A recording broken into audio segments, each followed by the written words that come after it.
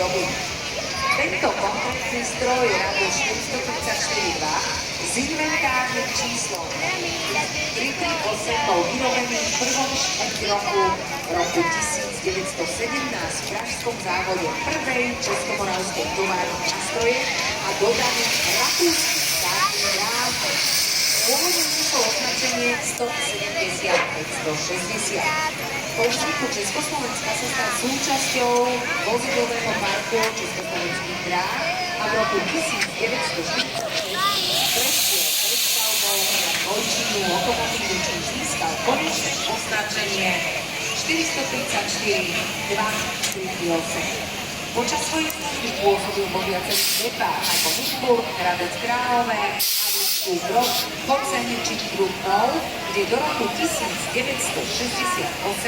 tvoril základ nákladnej dopravy.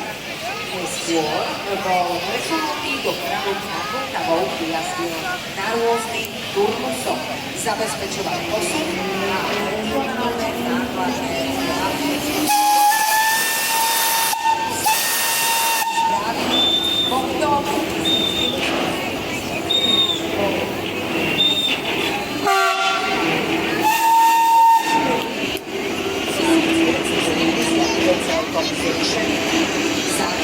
Zabezpečilo a zvyčná vďaka takým múzeum.